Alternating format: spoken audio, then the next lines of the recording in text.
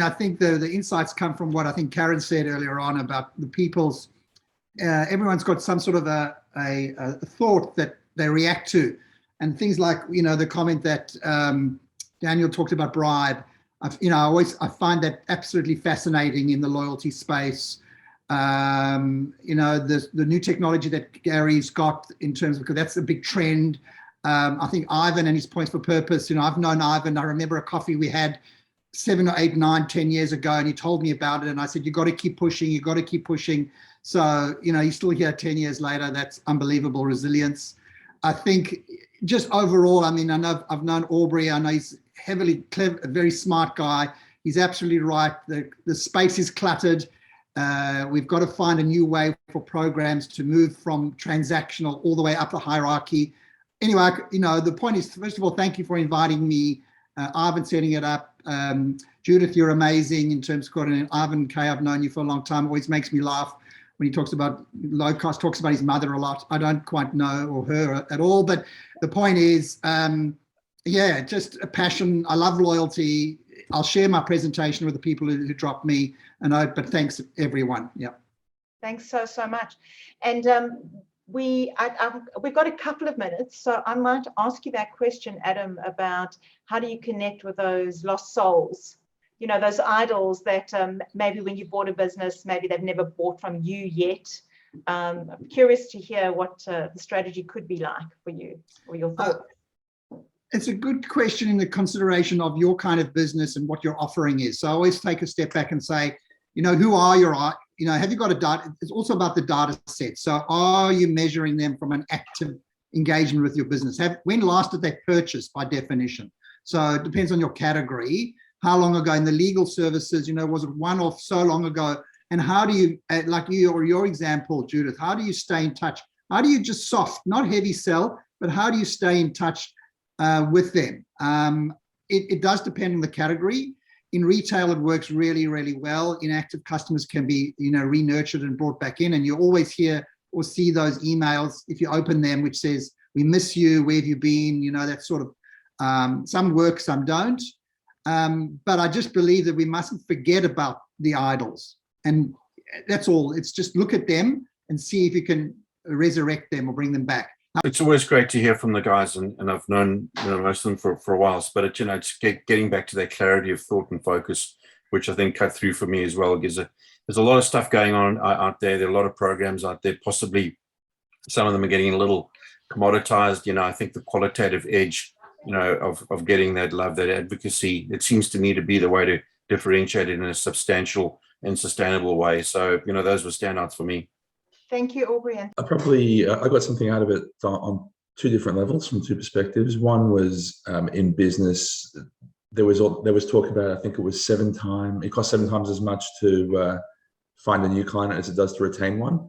But I reckon that for retaining staff, that those numbers might be even bigger. And any sort of it got me thinking about loyalty programs with staff and how to engage staff. It's such an important part of running a business. So that sparked a bit of curiosity. The other thing I got thinking about was from the perspective of the charity that I sit on the board of, Australian Friends of Mug and the Bitter Dom. Like most charities, we're always looking to find ways to engage with our donors, both sort of general donors and major donors, more effectively. And I think there was a comment made about donors don't want to be seen like they don't want to feel like we're spending money to give them something back to thank them for their donations, but we still want to thank them somehow for their donations, and there might be something here that makes sense. Daniel, I need to introduce you to my brother Brett Kay, who heads up the joint, and I think there's some things that you guys can do together in respect of joint collaboration with Mug and David Odom and the joint or the JDC. Okay, great. Thank you. Yeah. So I've made some videos for Ivan Schwartz on Points for Purpose. So I was very interested to see how his presentation and his business continues to evolve, and it's an amazing business that he's got out there. I've sort of been wondering with business and with COVID, you know, during this time, this last couple of years, are we becoming closer to our customers or more removed at the moment? I think there's this loyalty area we really need to think about, and also thinking about BBG members, Wayne, and promo more. You know, Christmas time coming up. You know, maybe some little gifts sent off to some of our clients for Christmas might be a good idea. So that's where I'm at. Thanks, Danny, and I love how you've plugged Wayne as a keen supporter. What am I? Sorry, Hello. in respect of doing that, just Danny, you've a great point. One of the ways to give loyalty to your customers and to your employees is to give them a little something. Now, maybe there's a way, like that's where Wayne Brighton comes in. Well worthwhile having a chat with them. Maybe a T-shirt or a pen with your name on, or something really like different. Well worthwhile doing it. Good plug. Yeah.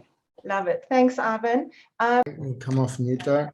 I thought it was great, good collaboration across the whole group. Obviously, first time I've attended one of these events. I particularly liked Adam's stuff at the beginning, really fresh content for me. I know Phil pretty well. I've read the book previously, and he and I work and collaborate in a few opportunities. I think there's an opportunity for me to collaborate with Ivan going forward. I certainly I've reached out to a couple of people already on LinkedIn this morning through the course of the last 2 hours, where I think there's an opportunity. Just a quick plug, we're probably one of the first to market around card linking, and very, very happy to share the learnings in that, where we think it can benefit some types of businesses and others. So I've stuck my LinkedIn profile there into the chat if anybody wants to learn a little bit more. Happy to share some details with you. Fantastic. Thanks for joining us. Thank you so much. I just loved the learning more about loyalty. It's not just about transactions, it's about building relationships. I love the trust. I love the 11 points of why people did something. I love the point that everyone has their different reasons for loyalty, and loyalty is all encompassing for both retention and acquisition. So it's just such an important part of every business. Love it. Thanks, Art. And you wanted to share something specifically. You asked me to make sure I get you to talk first. So what did you want to share with the group? I want you to learn this: buy low, sell high, and be kind to your mother. Okay, cool. My mother will be very happy with that. Just as a by the way, we've got our BBG Christmas session on the 9th of December. And we have Ari Galper talking about trust-based selling. So, becoming that trusted party and advisor to your potential clients. And the interesting thing is, Jay, I do want to say something. I do want to say so. Those who aren't members, a Veggie Pod would love you to be part of a forum. Each one of you, like who aren't already members, can add massive, massive value on so many levels.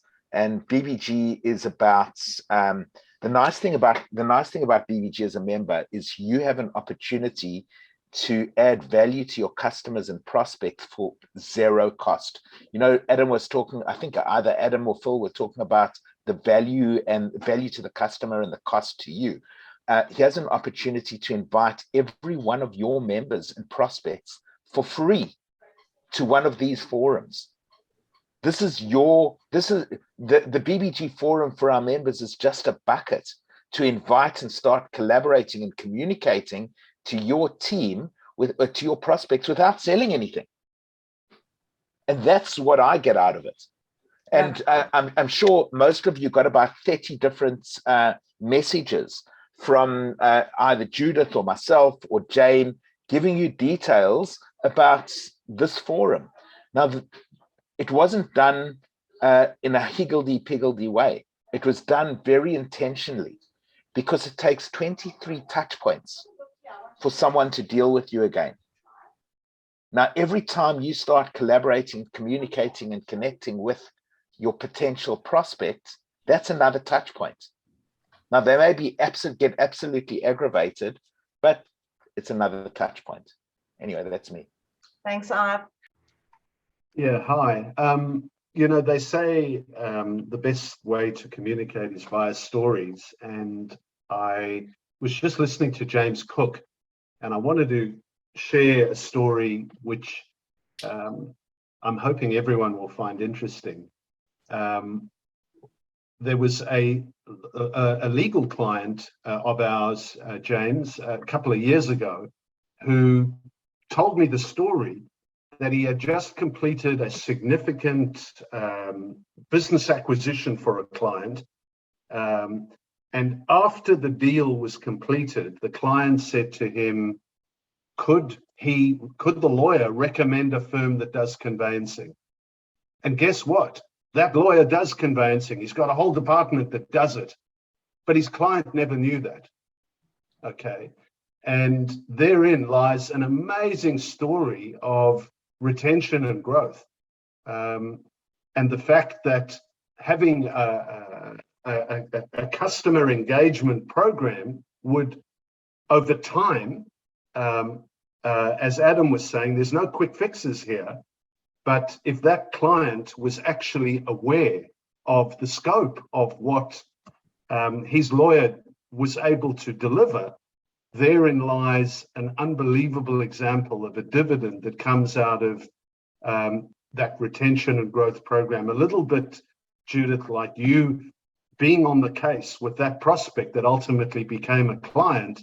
You know, typically we see it as a minimum 3, more like 6 to 12 month program. But the opportunity to engage, as Jane was saying, at that next level is what opens up the opportunity to transact across your business rather than just in a narrow focus. So that was just what occurred to me listening to James. I love it. Thank you, Ivan. And I really enjoyed looking at an area that we normally don't consider in legal services. Very informative, particularly since we normally are considered a one-off transactional experience for our clients. And how can we convert that by moving our clients into the upper right-hand corner of those boxes, by building trust, building confidence for our clients, and having them return back to us. Very helpful. Love it. Yes, thanks. So I've probably shared this before, so apologies if it's a repeat. So I've been working in strategy for 15 plus years, and I've run some, I've spent millions of dollars literally on some really large scale loyalty programs, over 20,000 people attending. And, you know, so what the key message for me today is I've been very focused on, you know, the metrics. I've become, you know, I'm so in this content so much that I'm so disconnected to actually the core reason of being involved in business, which is connecting profoundly and powerfully to, you know, your customers' why. So that's my biggest insight for this, is stop being so transactional, Jane, looking at the metrics, fall in love again with the reason why you're here in the first place. Love that. What an incredible insight. It's so interesting. I have a loyalty story of a difference. I pitched to somebody, I was referred the work, and they chose to go with somebody else at the time because they had a connection with the other person. And over the last probably 12 months or so, I've continue to stay in contact with the person, continue to add value to the conversation. And I was asked last week, we're looking at a program. Can you talk to me about how you can implement it for my team as a leadership group? And I said, of course. I jumped on it, and I've spoken to him. And yesterday, the person was saying to me, you know, I don't need you to come in and present this to the group. I know how you've operated and presented yourself all the way through the last few months when we haven't been working together, when you haven't been my client. You've checked in, you've connected, and all of that component is that added value. So those people that are maybe even have never bought from you before, but they've had some contact, it's re-engaging with them. It's showing up with that intention of adding value and not necessarily saying, oh, you didn't purchase, I'm not interested in you, and building that loyalty in that really deep way. And for me, I'm going to go around the room now, but I would have absolutely loved the distinction of the movement between, you know, the archetypes of how to move people through, and to look where people are on the journey from a customer perspective. Because when you're looking at where they are on the journey, you can then give them the kind of love and attention that they need. And I especially love that you talk about love in the business world, Adam. Oh gosh, so many. I think I did enjoy the presentations. I thought they were fantastic for all the reasons that everybody's outlined. I really enjoyed the data. I thought I was pretty informed about loyalty because I'm a bit of a marketing nerd. I collect marketing books and love marketing stuff. And I was really impressed with how much I didn't know. So that was really awesome. I think some of my biggest takeaways have actually come from the chat and the unpacking. You know, I really love the words around not bribing and stuff like that, because I feel very fatigued when I see something that's very clearly hey, Karen, let's collaborate on this, and I'll get all of your audience. And, you know, I'm like, you know, so I really loved some of the conversations that have just come out of these takeaways, just the affirmation that strategy is so important, and values is so important, purpose is so important. And I love hearing that we're all really interested in making the world a better place. It really fits nicely with me. Beautiful. Thanks, Karen. It's very educational. As I said, or Karen said to me, I really enjoyed the science behind it all. That there is, you know, the fact that you've got to look at your strategy, look at your customers, work out what you want to get out of a loyalty program, and then implement the relevant one. So everybody spoke well. So I've got to go, but thank you very much. Thanks for being with us, Lawrence. Okay, cheers. I mean, for me, it was very introductory learning for me. I just came out of uni a year ago, and I'm in the family business now. So we have recently kind of dabbled with a few different loyalty programs, but we're really new to it all, or I am especially. So I thought it was a really good introductory piece for me. From all three speakers, I actually found it all very engaging. So thank you. Thanks for joining us. Thank you.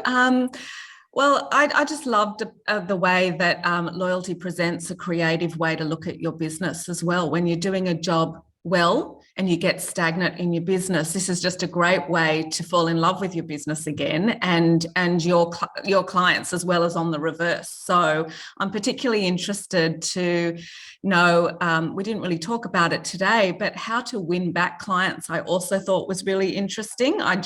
Not that I've lost, but I bought a business in distress. So it would be wonderful to understand that side of loyalty a little bit better. But I just think it's a really exciting way to look at business. So I'm really grateful for being a part of today. Thank you. Amazing.